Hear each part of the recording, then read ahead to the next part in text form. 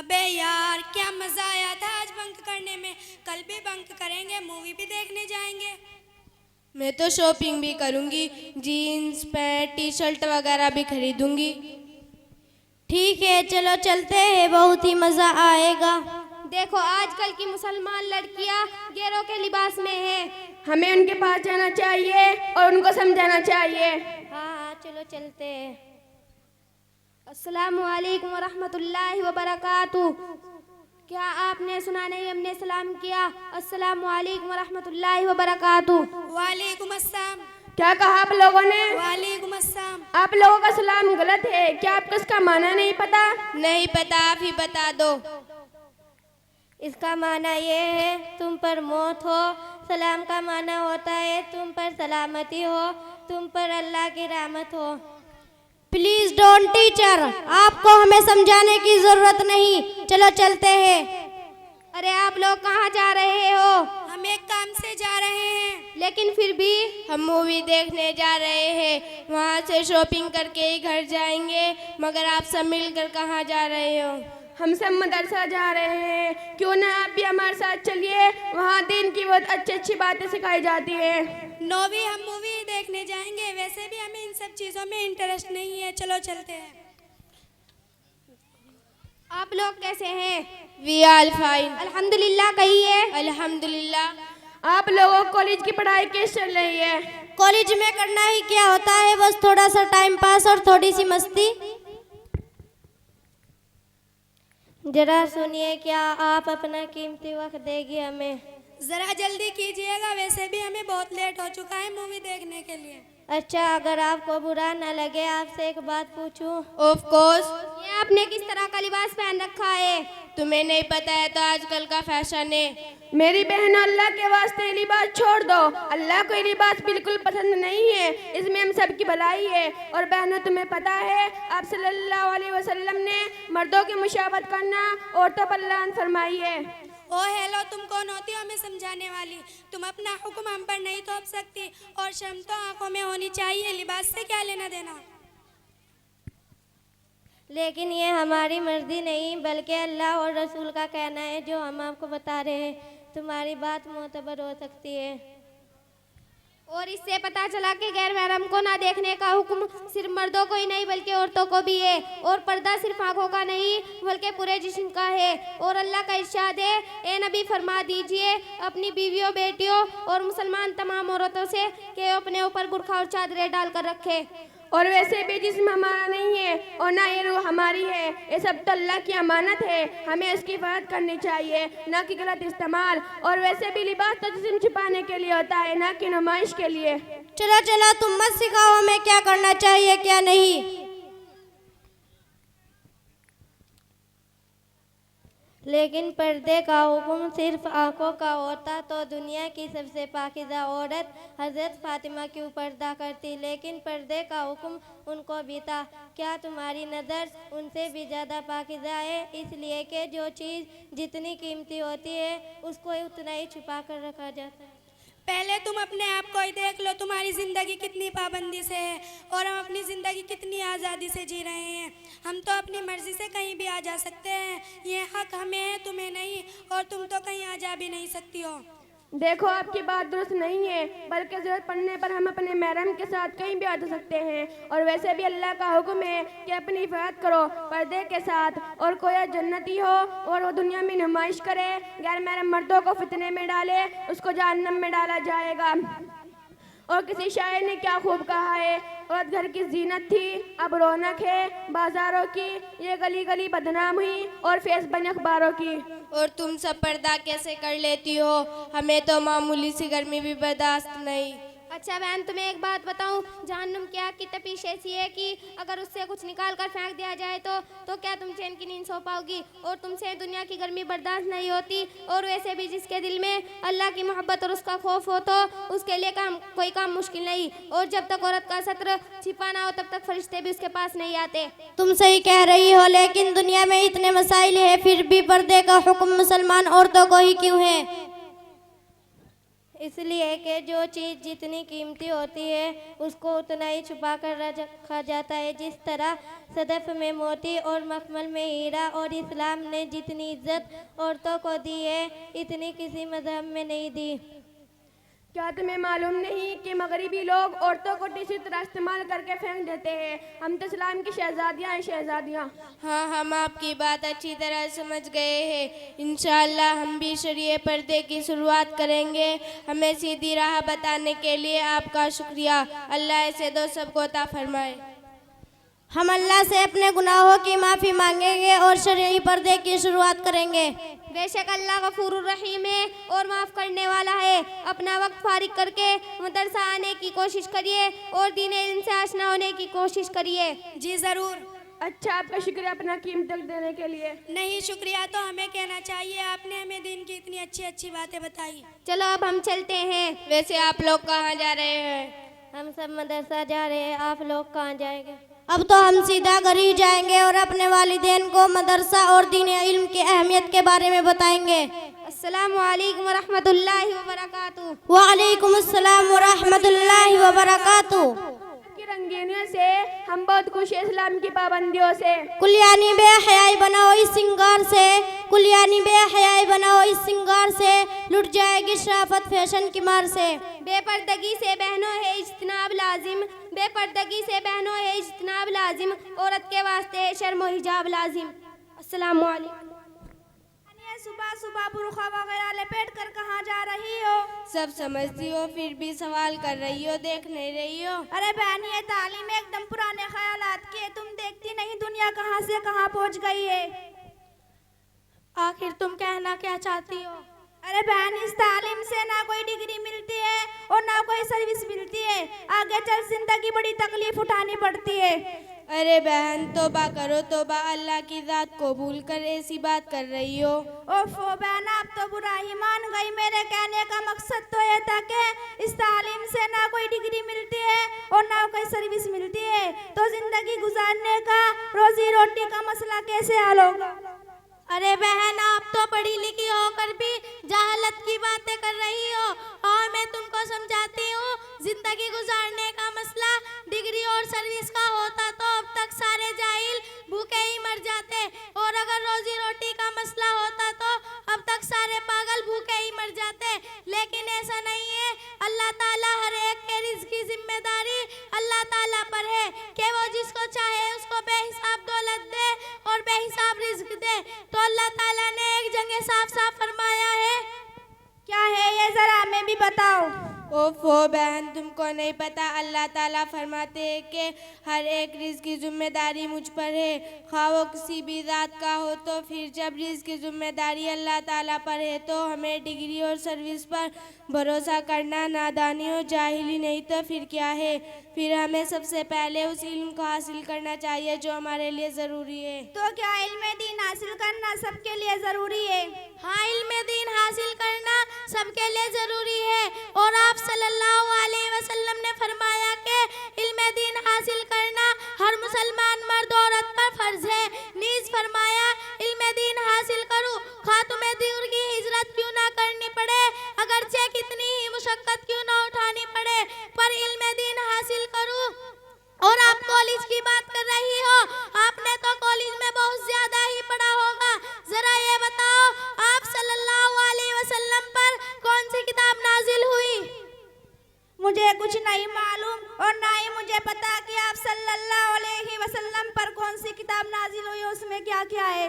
अस्तगफिरुल्लाह, अफसोस सद अफसोस तुझ पर और तेरे माँ बाप पर के तुझको ये नहीं मालूम कि हमारी नमाज और रोज़े का क्या हाल है।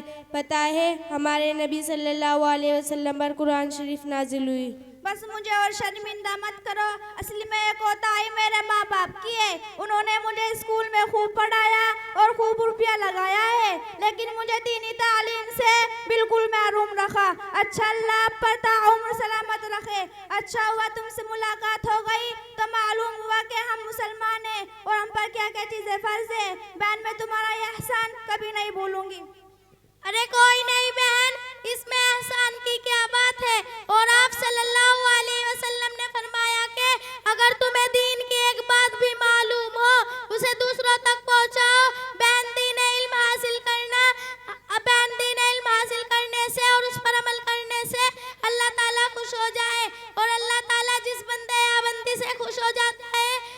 जन्नत में दाखिल करता है। अच्छा बहन बताइए, इल्म दीन हासिल करने से और उस पर अमल करने से क्या मिलता है? अल्लाह ताला उसे जन्नत अता करते हैं। जन्नत वो क्या है? जन्नत एक बहुत अच्छी जगह है।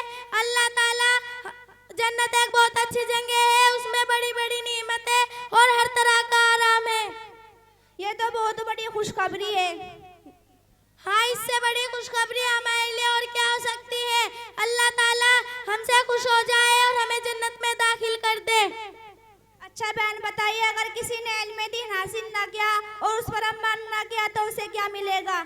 जिसने दीन इल्म हासिल ना किया और उस पर अमल ना किया तो अल्लाह ताला उसे जहन्नम में दाखिल कर देगा। जहन्नम वो क्या है? जहन्नम एक बहुत बुरी जगह है। अल्लाह ताला हम सब की उससे हिफाजत फरमाए। कैसी बुरी जगह है, जरा बताओ। जहन्नम में बड़े बड़े अजदे हैं, बड़े बड़े सांप बिच्छू है, बड़ी बड़ी आगों की लपटें हैं। उसमें खून पीप होगा जो जहन्नमी को पिलाया जाएगा। अलगर्ज वो बहुत तकलीफ की जगह है। कि जहन्नुम में जाने वाले इंसान भी आग में जलते हैं। हाँ, जहन्नम में जाने वाले इंसान भी आग में जलते हैं। अल्लाह मुझे माफ करे, अल्लाह की पनाह। बहन मैं तो आज ही से पुख्ता इरादा करती हूँ कि सबसे पहले इल्म दीन हासिल करूँगी और अपने बहन भाइयों को भी इल्म दीन हासिल करवाऊंगी ताकि वो भी अल्लाह ताला की नाराजगी से बच सके। अल्लाह हमारी हिफाजत फरमाए, आमीन। अच्छा बहन आपसे मुलाकात हो गई, वरना मैं तो गई थी काम से। अल्लाह ताला आपको उसका खूब खूब अजर अता फरमाए, आमीन। अच्छा मैं चलती हूँ, काफी वक्त हो चुका है। हाँ ठीक है, पर आप जब भी तुमसे मुलाकात हो तो तुम पर इस्लामी रंग होना चाहिए। इंशाअल्लाह मैं आपसे वादा करती हूँ। ठीक है, अस्सलाम वालेकुम व रहमतुल्लाहि व बरकात। वालेकुम अस्सलाम व रहमतुल्लाहि व बरकातहू। हाँ देखती हूँ बाबा।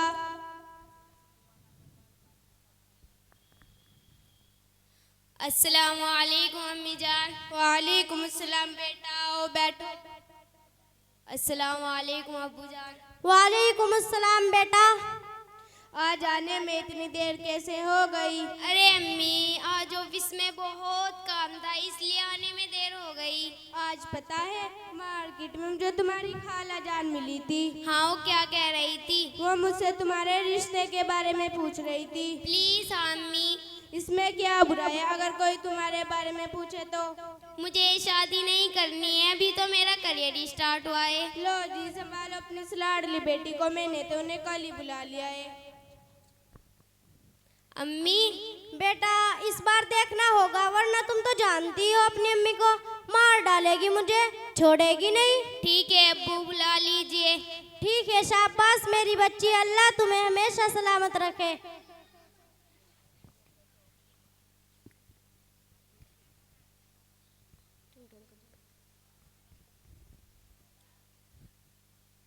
टिंग टोंग, लगता है कोई आया है।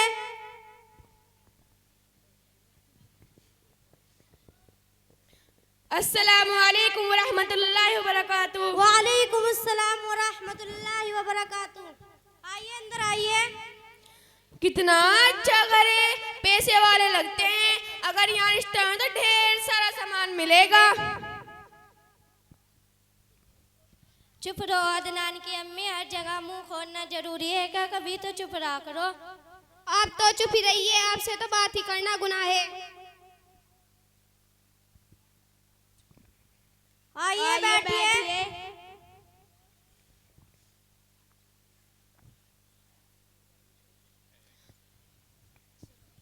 अस्सलाम वालेकुम।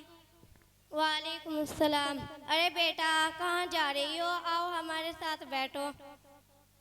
लीजिए ना लीजिए। बेटा लो, शर्माओ मत। बेटा तुम्हारा क्या नाम है? मेरा नाम सना है। और तुम क्या काम करती हो? मैं सॉफ्टवेयर इंजीनियर और एलजी कंपनी में काम करती हूँ। बेटा तुम्हारा नाम क्या है? अंकल मेरा नाम अदनान है। और तुम क्या काम करते हो? I am doctor. हमें तो आपकी बिटिया पसंद है। अल्हम्दुलिल्लाह, हमें भी आपका बेटा पसंद है। मगर शरीयत के मुताबिक हमें इन दोनों की रजामंदी भी पूछ लेनी चाहिए। ठीक है भाई, इजाजत दीजिए। अल्लाह हाफिज। अल्लाह हाफिज। अल्लाह हाफिज, घबराइए नहीं।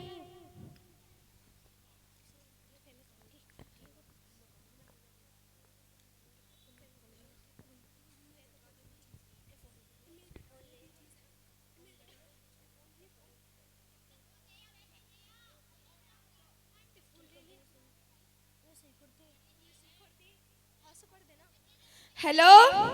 हाँ। अस्सलाम वालेकुम। वालेकुम अस्सलाम। आप कौन? मैं अदनान की अम्मी। वहाँ सब खैरियत से तो है? सब खैरियत से। कैसे याद करना हुआ? घर आने की इजाज़त चाहते हैं। ठीक है, आ जाइए, हम आपका इंतजार करेंगे। जी शुक्रिया, अल्लाह हाफिज। अल्लाह हाफिज।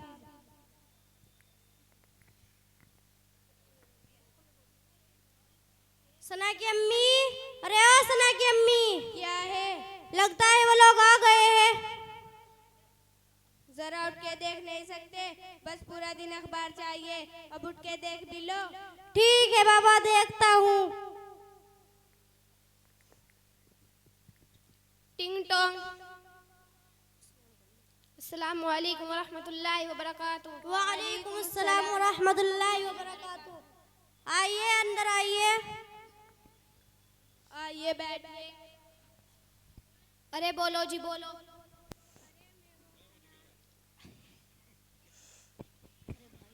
अरे वो मैं सना। आप तो चुप ही रहिए। वो मैं कह रही थी ना, हमें आपकी बिटिया पसंद है। हमें भी आपका बेटा पसंद है। मुबारक। मुबारक हो। बच्चों की तो रजामंदी हो गई, अब कुछ लेन देन की बातें करें। क्या मतलब? हम कुछ समझे नहीं। हमारा मतलब है कि हमारा अदनान इतना पढ़ा लिखा और डॉक्टर है, लड़की दे दिलाएगी तो ज़्यादा बेहतर होगा।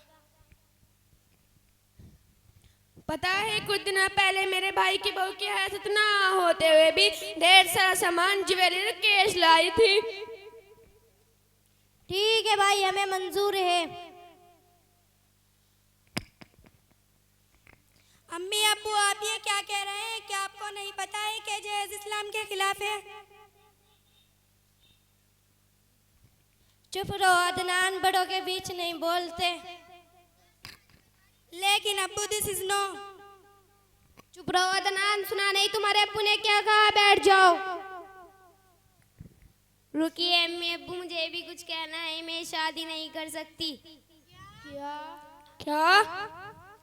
हमारे प्यारे नबी सल्लल्लाहु अलैहि वसल्लम ने फरमाया, जो सारे कौनैन के मालिक आप सल्लल्लाहु अलैहि वसल्लम की बेटी हज़रत फातिमा रज़ियल्लाहु अन्हा को 5 चीज़ें देकर रुखसत किया था। सॉरी, मैं इस घर में शादी नहीं कर सकती जहाँ बहू की इज्जत उसके लाए हुए सामान से हो।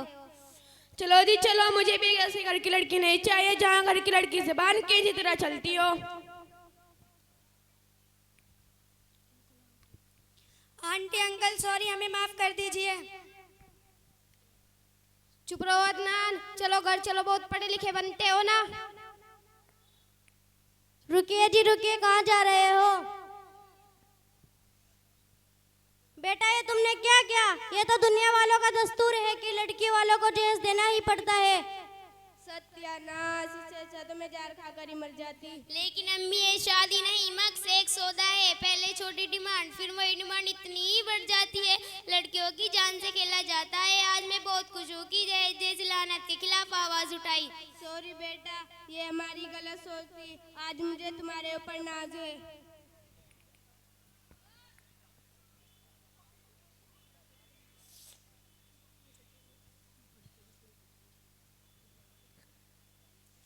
जहेज एक रिवाज नहीं, भीख मांगने का सामाजिक तरीका है। देने वाले की गर्दन झुकी है और लेने वाले की अकड़ बड़ी है। दुआ क्या कह कर देते हैं दहेज, क्यों अपनी बेटी पर ये दुलार करते हैं। पैसों में तोल दिया बेटी का प्यार, क्यों माँ बाप अपनी बेटी पर ये वार करते हैं। सुन्नत ने कहा कि अहमियत को समझे और जितना हो सके जहेज जैसी लानत को माशरे से निकालने की कोशिश करिए। जहेज कैंसर की तरह समाज में फैल चुका है, जिसकी वजह से बहुत मुश्किल हो गई है। निकाह की मुश्किल आसान बना दी है। हम बच्चे यहाँ बैठे हुए तमाम वालिदैन से दरख्वास्त करते हैं कि वो अपने बच्चों को दुनिया व आखिरत की तालीम से आरास्ता करे और उन्हें जहेज की लानत से बचाए। शुक्रिया।